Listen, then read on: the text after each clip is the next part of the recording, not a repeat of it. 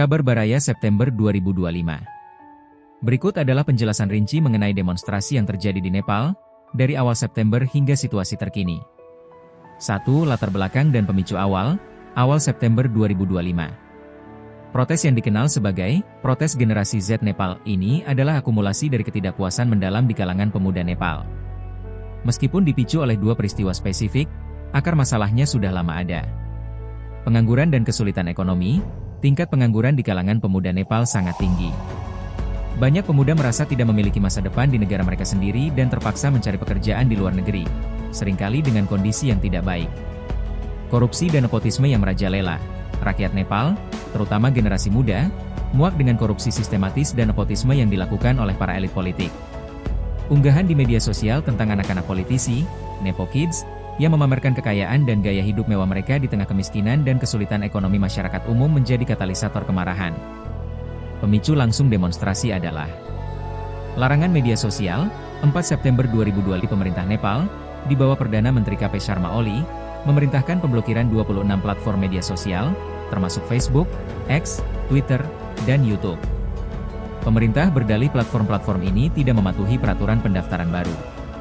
Namun, langkah ini secara luas dilihat sebagai upaya untuk membungkam kritik dan mengendalikan narasi, mengingat media sosial adalah alat utama bagi para pemuda untuk mengorganisasi dan menyuarakan ketidakpuasan mereka terhadap korupsi.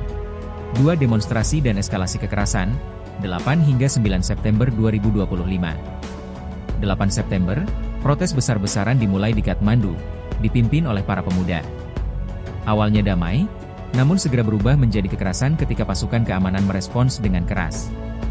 Polisi menggunakan tembakan, termasuk tembakan peluru karet dan gas air mata, untuk membubarkan massa.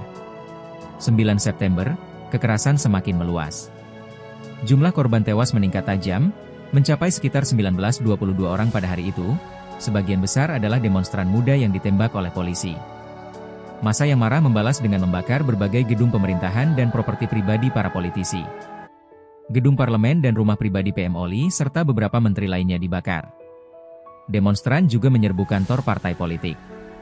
3. Respon pemerintah dan kekacauan politik, 9 hingga 10 September 2025. Pengunduran diri PM dan Menteri. Akibat tekanan publik yang masif dan kekacauan yang terjadi, Perdana Menteri KP Sharma Oli mengundurkan diri pada 9 September. Pengunduran dirinya diikuti oleh beberapa menteri kunci, termasuk Menteri Dalam Negeri. Pencabutan larangan medsos.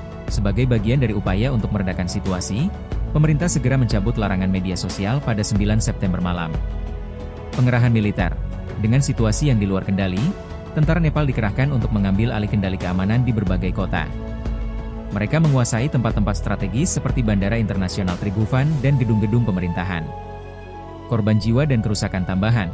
Jumlah korban tewas terus bertambah, dengan beberapa laporan menyebutkan total korban jiwa mencapai sekitar 30 orang. Kerusakan properti sangat luas, termasuk gedung-gedung penting yang terbakar. 4. Situasi terkini, 11 September 2025.